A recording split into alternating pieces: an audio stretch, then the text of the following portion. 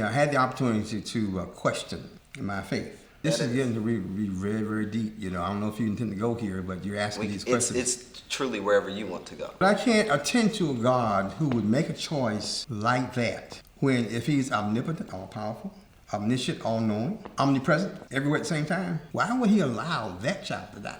And my response is, there can't be a God who does that. This episode of the Rare Moment Podcast is coming to you sponsored by the Charlotte Podcast Studio. If you are in the Charlotte area, surrounding areas, I don't know what's surrounding. I just moved back here. I don't know. But they're bringing you the best content when it comes to anything podcast related. No matter what you want to talk about, what you want to do, they will get you covered. And if you say Ramon sent you, they might help you out, but that's between me and you, okay? Don't tell nobody. Click the link down below, and the website is right here, charlottepodcast.studio. Come check them out. Yo, before we even get into this episode, make sure you like, comment, subscribe, rate, and share. Also, send us an email at raremomentpodcast@gmail.com. We are starting a new segment called The Rare Email, and that's when you guys send us in an email, and me and my guests will read your email about a time you felt happy, mad, sad, glad, or your lowest low, or your highest high, or a time mental health has affected you, or how you're doing right now, and me and my guests will respond live to that email on a podcast episode. You can remain anonymous if you want to. It's all up to you. All right, let's get into the episode.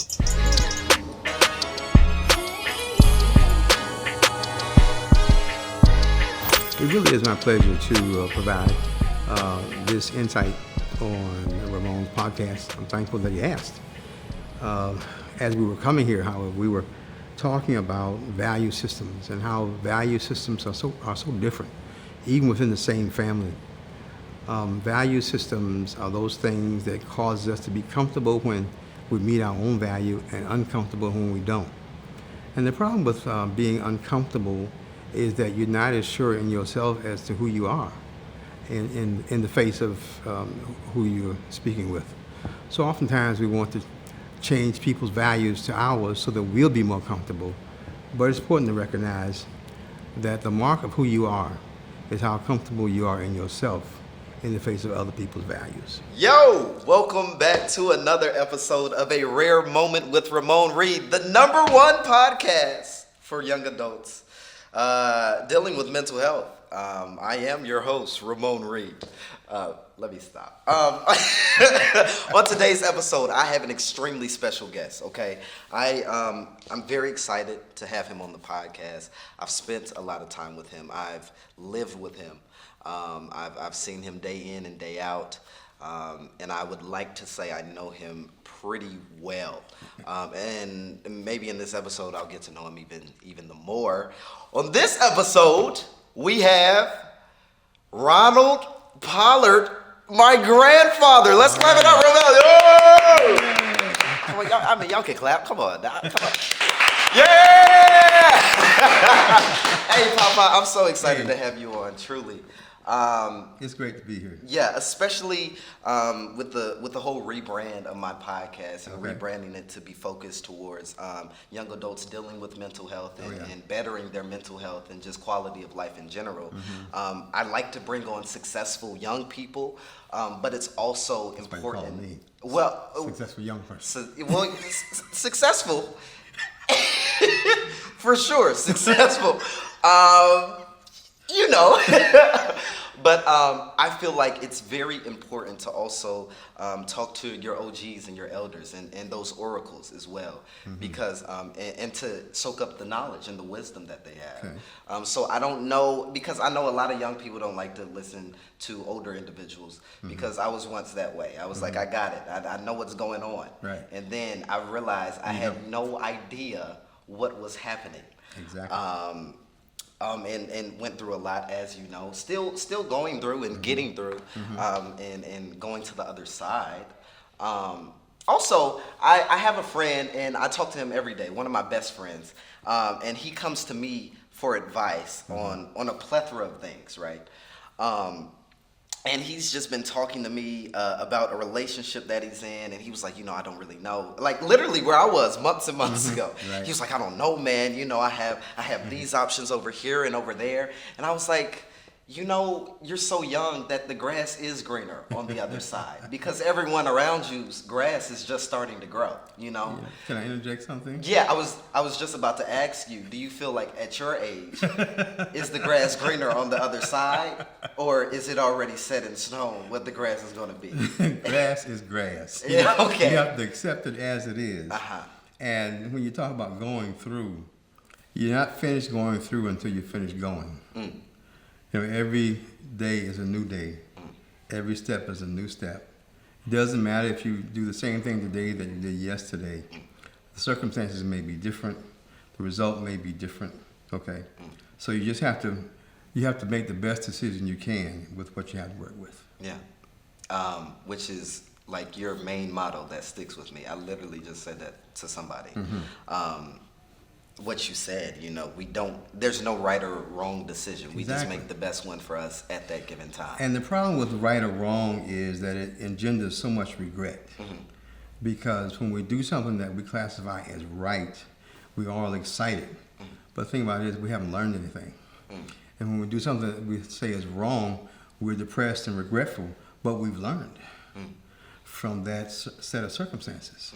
So we actually tag the wrong emotion, shall we say, on life. And we get excited when we have done what we have planned to do and we've gained the success. That's fine.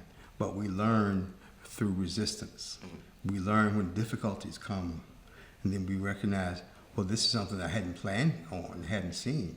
So now as you go forward, you have something else to consider in your decision-making process. Yeah. You know, Papa, we're all humans here, I would hope.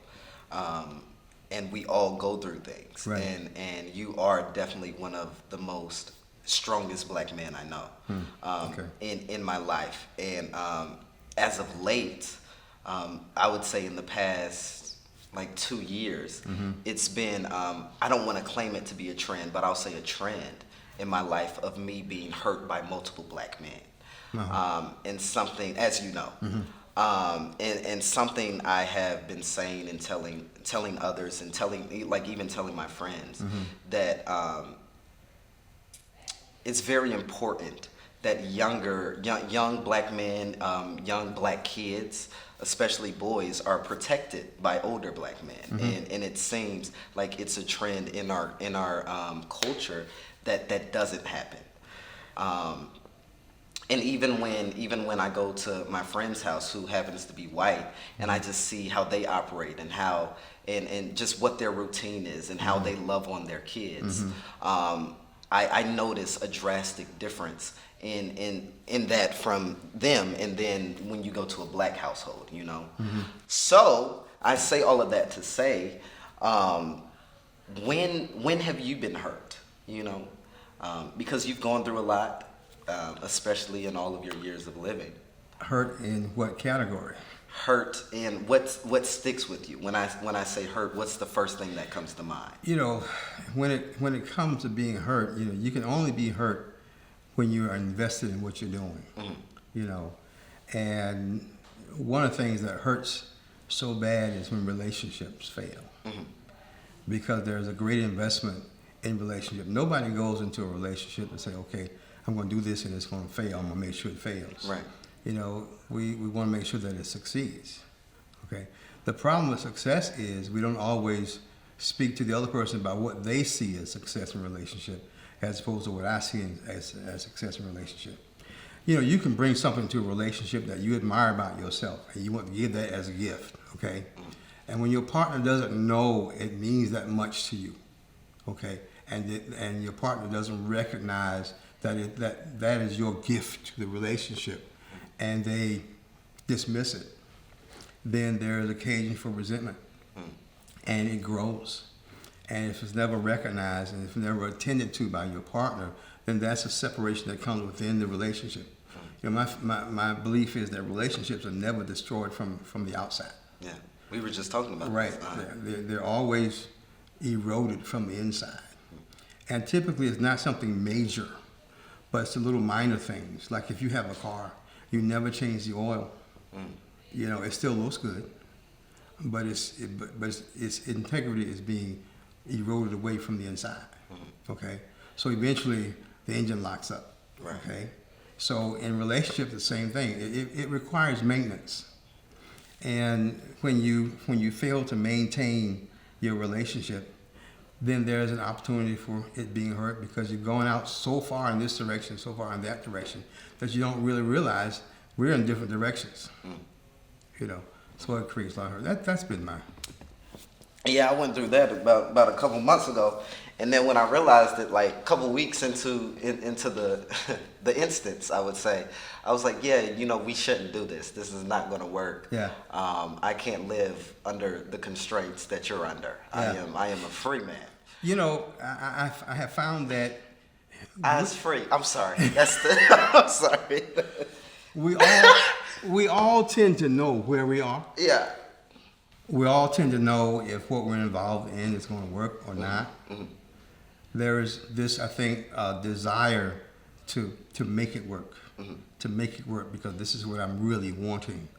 And we tend to ignore the little signs, or if we don't ignore them, we don't attend to them, okay, in hopes that things will eventually get better with time. Time doesn't heal anything, okay? You need attention, you know, for healing. Time just solidifies things or allows things to be solidified within its course.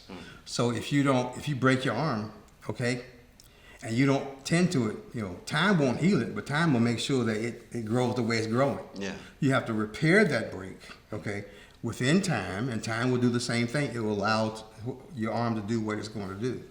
So it's not the time that heals. You know, it's attention that heals in the course of time. Yeah, it's what you do in Right. that time. Yeah. Right. So you already know what I want to talk about. My main topic for this episode. Okay. And before where did you get this drip on the feet, Papa? See, my grandson. You graduated from the New Balances. Like what's happening? What's going on? My grandson, Right. God love him. Right. Right. Uh-huh. You know, he has done some things for me, and he said, "Papa, you know, you gotta do something with your feet." Yeah. You know, and I grew up in the time when you got one pair of shoes a year. Yes. You know, so. Yes. You know, today it's like every other week you want to get some shoes, whatever. Right. And it's for me, as long as they fit and are in good repair, that's good. Okay, I'll take a picture for y'all and put it on the screen. What sucks is I probably won't do that. No, you don't want to do that. That's what sucks. I'm just saying that, you know, so you don't feel like alone in this. But my topic for today is growing pains. Growing pains. Because it's something I've been experiencing. It's something you have been experiencing, even still. Yeah. My mother, and the list goes on. Right. And because, but before I moved back, we all moved back to the East Coast because you lived with us for an extended amount of time. Right. I feel like you were able to see the process of the growing pains before I could even realize that's what was happening, right. you know. And we've talked about this before, and we talked about how it hurts, and how if you hang in there and you come out on the other side, and of course through growing pains you grow, and you learn, right? So the first thing I just want to talk about, with growing pains is just the pain of it, you know. Pain of it. Yeah, because I've known people and I've seen people who were going through, you know, their own set of growing pains, but it took them a lot to get through it, and it really took a toll on them, you know. So I just want to talk about getting through, you know, those things. Well, you know, if you want to talk about growing pains, let me reframe that with crisis management. Okay. And the reason I say that is we have to define what a crisis is. And a crisis is a time when your normal coping mechanisms no longer work, okay? When what you used to do is no longer good for you because it doesn't provide the gratification or the growth that you seek and need. Now, there are two types of crises. One type is an accidental crisis wherein, you know, there's a car accident, plane crash, you know, something happens, just totally unexpected out of nowhere. Okay. the death of a child, accidental crisis. Okay, children not supposed to die before their parents. The other crisis is developmental. Okay, developmental being as you grow out of where you were into where you're going. Okay, and what you once did no longer works for you. Case in point. Which is what I've been in. Yeah. Yeah. Yeah. Okay. I mean, it's all developmental. Case in point, you have a child who's well. First off, birth is a crisis because the child is in utero, all comfortable. Is in what? In utero, in the mother's stomach. That's Okay, called thank in you. utero. For them, thank you, because we all were lost. I just want to. We didn't know what was happening, right? I just want to know I wasn't the only one who didn't know what you just said. I'm sorry. Okay, I'm right. sorry. In the stomach. In the stomach. Okay. In utero. And when a child is in utero, it has everything it needs. Right. Oh, yeah. Go ahead. Okay. And birth comes, which is a developmental process. That's what you have to get to. Okay. Which means where the child was no longer works for the child, and he's born. Okay. And when the child is born, then things happen to him developmentally that didn't happen here, but now are here. He's got to breathe air. So lungs have to develop. Yeah. He's got to suckle. Okay. Because now he's not being fed by the fallopian tube. Well, the what is it? The birth tube. Whatever. Right. Thank you. Thank you. Thank you so much. The umbilical cord. Right. The All cord. right? So all these things are changing, and we just call it birth. But what it really is crisis management, because what the child is in now no longer works based on what he was in before. Now let's bring that forward. Okay, this child is now growing. Okay, and this is where it applies to those of us who think about these issues about growing pains and getting through crises. The child is growing, developmental process, all of us grow. He starts crawling. Well, that's good, all right? And as he grows, he watches other people who are walking and he wants to walk. So he eventually gets up, all rickety and whatnot, and he learns how to walk. Oh, I'm walking, right? Well, the child is very small, so he can walk right under a table, right? Developmentally, the child is growing, introducing new crises because what? As he walks, he can no longer walk under the table. Right. He's going to hit the table. He's going to hit the table. Right. That's a crisis by definition because what he used to do no longer works. Right. So now how do we respond to that crisis? How do we respond to these growing pains? Okay. One, there are three ways you can respond. One, which most of us do, you look at the table and say, okay, I walked this way before, let me walk faster. Okay? Boom! Same thing. A lot of us are walking faster because we run into a problem and we just keep going and going. Okay? The other way we can respond is that the child can say, okay, well, I can't do this, so let me go back to crawling. Well, that'll work, but it's a regression. There's no growth in that. Okay? The third and final and best way is for the child to determine, I can't do what I used to do. I have to find another way to get on the other side of the table. Now I have to walk around. That's growth. Now, in terms of growing pains, when we come to a situation wherein what we once did it no longer works for us, I don't feel the same way, I don't look the same way, I don't have the same desires. Okay, what am I going to do about that? Well, I can go back to a time when I didn't have these challenges. Okay, but there's no growth in that. I can press forward and say I'm going to do this anyway, but that's detrimental. That's harmful. Or I can say to myself, how can I get what I need in an appropriate manner where I don't hurt myself or others around me? Okay, and we grow. But my question would be like, how does one reach that decision of let me walk around? Because I know a lot of people who are still hitting their heads on the table, right? Which is why they're probably mentally delayed how they are now. Well, there are certain motivators in our lives that cause us to do things. Right. We change behavior either because of fear or desire. Okay, as I've grown from my beginnings to now, those are the two things that actually changes the behavior, fear or desire. Okay? Now, if I'm afraid of getting hurt, okay, if I'm afraid of loss, then I might do something to alter what I do that will bring me something other than pain or loss. If I desire something that I don't have, and I mean really desire, not want to have it, but if I desire it, then I'm going to change my behavior so I can accomplish that. Right. Okay? What's important to recognize is there is life beyond where I am right now. Okay? There is something for me different from what I'm getting, and it is within my reach. All it takes is for me to do something different. Nothing changes until you change.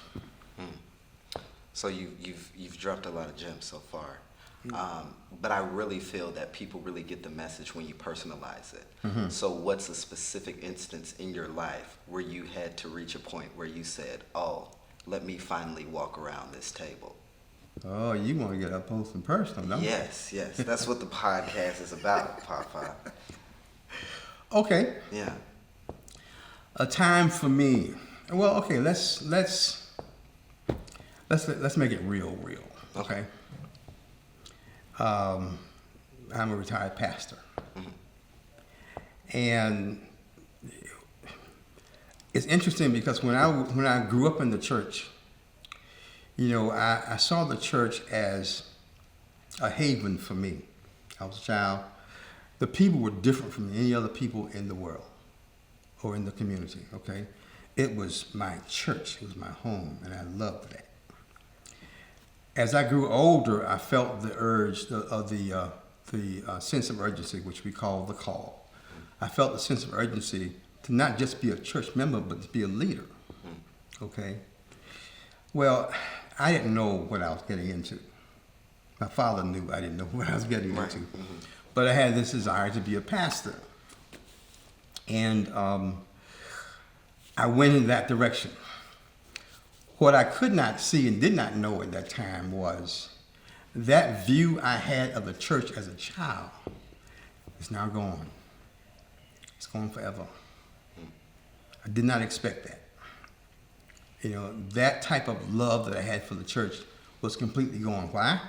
Because now, as opposed to being a member of a church, I am in a position of authority. Right. But you're saying that love was completely gone even before you became a pastor, or like while you were in the process? While I was in the process. Oh, wow. Because when you're in the process, you have differentiated yourself from the members. Now, they put you in that position because that's how it works in that particular church. Right. Okay. But once you get there, okay, you are now a person who makes decisions on other people, whereas before you did not. Yeah. But why would you still continue to pursue that then? Because I had that desire to do the work. And I loved it. You know, I guess I replaced one love for another love. You know, I love the work of the church. I love the educational process that went into leading people in the church. Not that everyone attended to that, but it was there for them, like the sunshine shines on everyone. You can put up an umbrella if you want to, but you know, the sun's still there. So I was able to accomplish that. You know, and the more I was into the church, the more I realized that everyone who's in a position of authority is not in a position of authority for the good of the church. Right. And that began to wear on me. Do you think that's why a lot of pastors be popping the members' buns? Popping what? Popping what? Do you think that's why a lot of pastors be popping the members' buns? Well, you know, no, I'll answer that. Okay. Because out of the masses comes the leaders. Okay? And you know what I'm saying, though. I do. Okay, I know what you're saying. I'm just right. sure And you it got the happens. verbiage. I've dealt with those folks in an authoritative position, and I've had to make decisions on those. Okay? And you come from the masses, and sometimes you don't leave that there. You bring that with you. So, you know, there are persons who use it as an opportunity. Right. Okay? Right. And that's just not in the church. Right. That's in every human organization there is. We look at, just have to think about this, we look at opportunists and predators. in terms of sexualizing other people. Some people are sex offenders because they are opportunists. When an opportunity arises, let me take advantage of this. Then some of them are predators. And since that, let me put myself in position so I can do this. School teacher, Boy Scout leader, church leader, whatever, where I have access to my prey. That's a predator. And it comes from the masses, and just because you have come out of the masses doesn't mean that has come out of you. So you don't go to church like anymore. Right. I won't say at all, but very rare. Like I'll say at all. At all. Okay. So you don't go to church at all anymore. Right. Why? Is it you've been there enough? No, this in the building. This is getting to be very, very deep. I don't know if you intend to go here, but you're asking these questions. It's truly wherever you want to go. I might not want to go there myself, but as I was growing up, I had the opportunity to question my faith. And in the growth process, you're very tender, okay, and you follow the leadership that you had. I had wonderful parents, wonderful leaders. My love for them translated into my love for what they were doing. So I followed them, okay. Now I can't speak for why they were where they were, but as I got older, and I said to myself, I'm not going to question in my youth. I'm not going to question. I'm going to go with this because these are my roots. And you tend to water that plant and cultivate that plant, and get the increase from that plant. And you begin to realize that there are things about this that don't seem to be all that right. The religion or the culture? The religion. Well, and the culture, but the religion. Okay. One of the things that really bothers me about those folks who thank the Lord, you have a car accident, there are children involved, other people's children, several children. One child dies, the others live. Those who live say, the Lord spared my child. But what did the Lord do for the other child? I can't, and I might be wrong, but I can't attend to a God who would make a choice like that when, if he's omnipotent, all-powerful, omniscient, all-knowing, and omnipresent everywhere at the same time, why would he allow that child to die? And my response is, there can't be a God who does that. So based on my questions that I'm now allowing myself to ask, I cannot come up with an answer that satisfies me enough to continue in that direction. Okay? I know I don't know everything. But if God is God, then I would think, if I were God, I would give you enough either discernment to be able to discern me. Not necessarily, I'm spiritual, I know he's there, we can respond to ourselves like that. But, we have 5 senses. None of them relates to seeing, hearing, touching, feeling, tasting God. None of them. So why don't I have that, if God is actually there and wants me to follow him? Now, let me tell you, I could be completely wrong. But in terms of where I am right now, those are questions. There are questions that I just cannot answer and be satisfied with going forward. Yeah, and it's really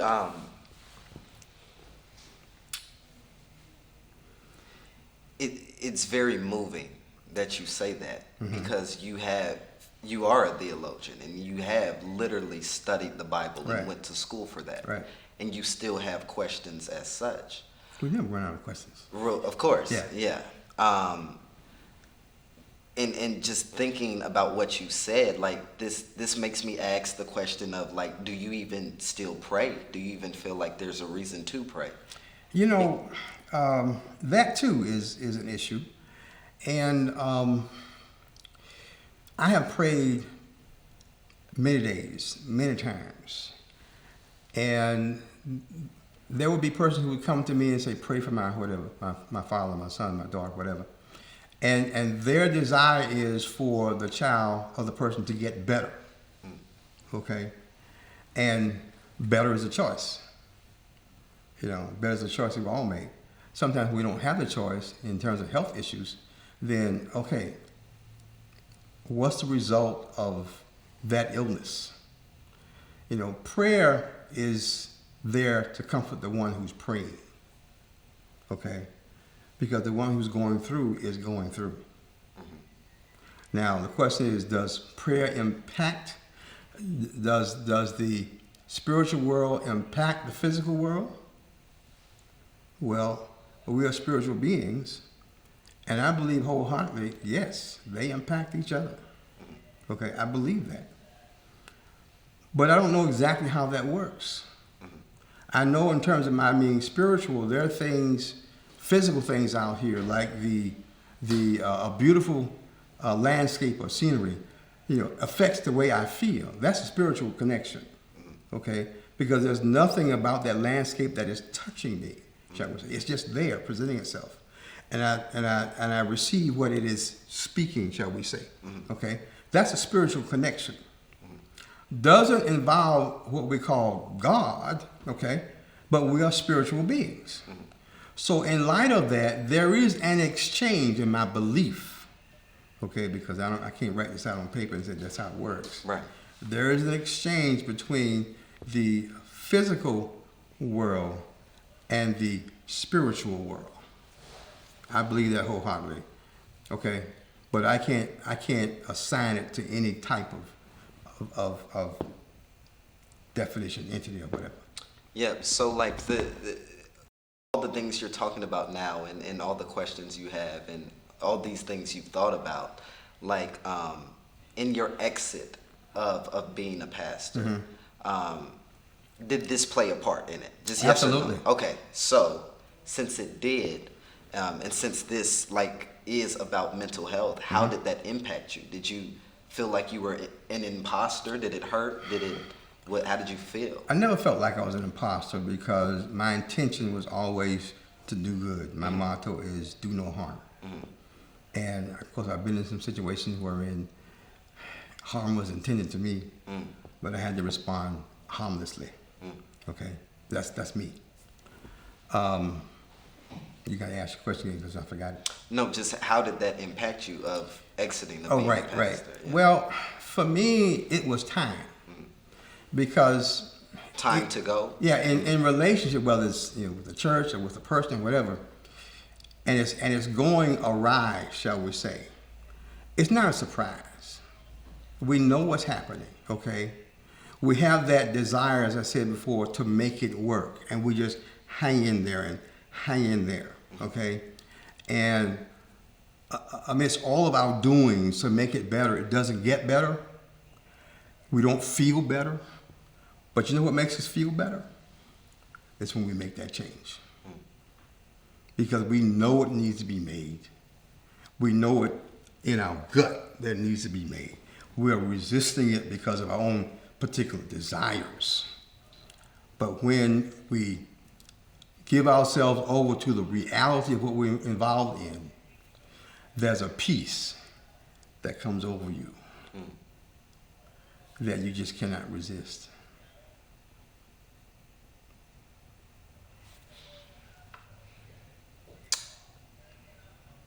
Yeah. You know what I'm talking about. I do. Yeah, I do. Wow. Like I said, one of the strongest black men I know. Honored to call you my grandfather. It's my honor.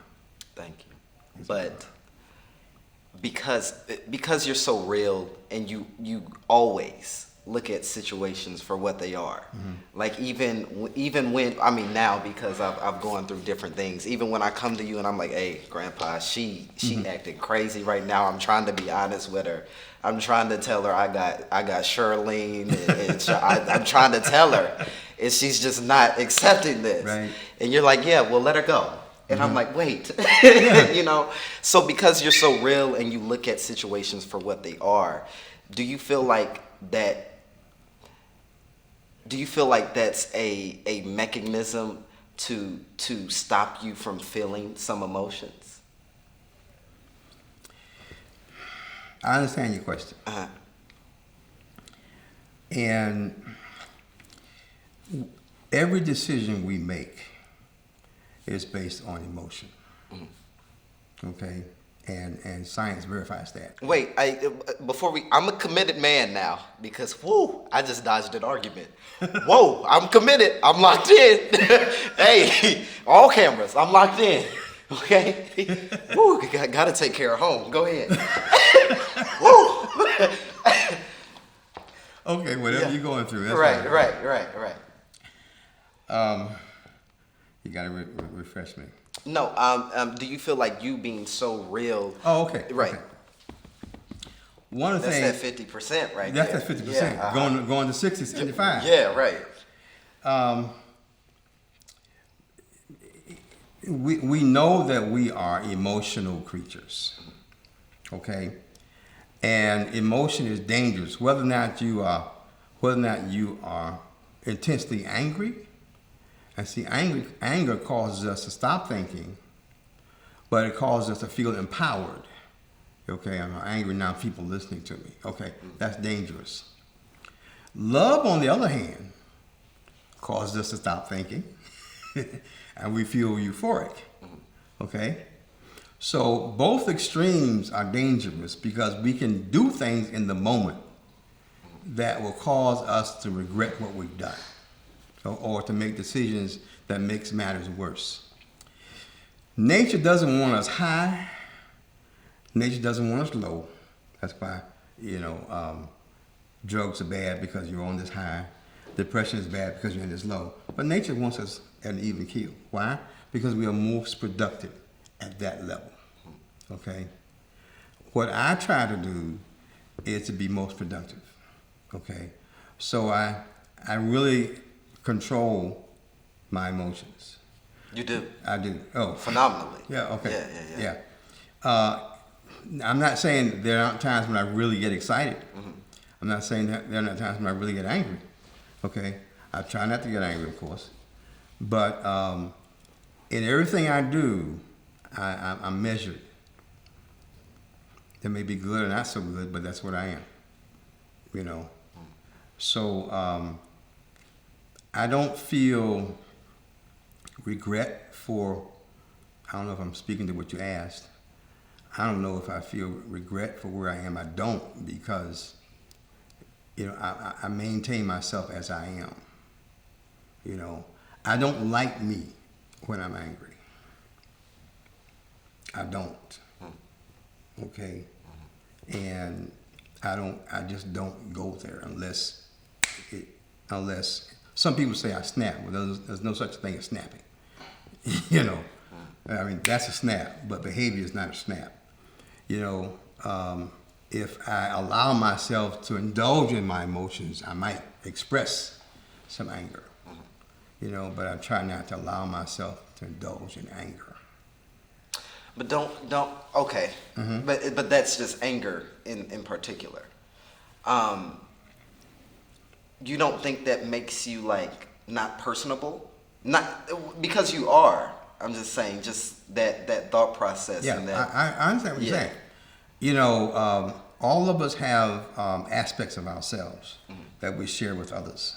Okay, and I can share my humor, my wit, whatever, and not share my anger.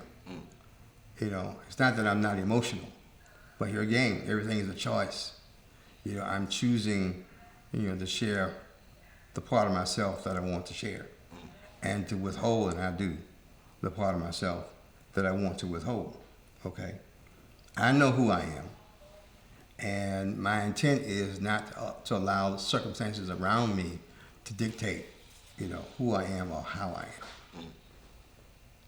am. Well, before we wrap it up, Papa, every episode I ask my guests to give one tidbit or one gem or whatever they want to say to the individuals watching, because there's somebody out there who are in their lowest moment and in their highest moment. So what do you feel is something you could say to speak to both of those audiences? In response to that, and we all go through lows and we all go through highs. We do. Okay? If you wait long enough, things will change. You know, and... If you wait long enough. Right. What I'm saying is... With no action? What I'm saying, and let me qualify that. If we respond to our anger in the moment, okay, and not step back and look at the trees instead of looking at the forest, then we really don't know what's behind what's going on. Okay, and we can respond globally and have our impact specifically. And the impact specifically can be harmful, okay, because we have a global response. So it's important to recognize that when you're in your highs or in your lows, not to feel as if that's the last day of your life, okay, because the only thing that doesn't change is change itself. It's going to get different, better, worse, whatever. It's going to get different. Oh, you're saying change will always be change. Change will always occur. Yeah. So don't get stuck in your lows. Don't get stuck in your highs. Okay? Just keep moving. Yeah. I gotta have you back on. This was good. Well, this was very good. Thank you. It's my best one so far. Oh. Yeah. Okay. True. And I'm not just saying that. It really was. Okay. Yeah. Thank you so much for watching. I will catch y'all on the next one. I mean, can we clap it up? Oh my God. Yeah. All right. Peace.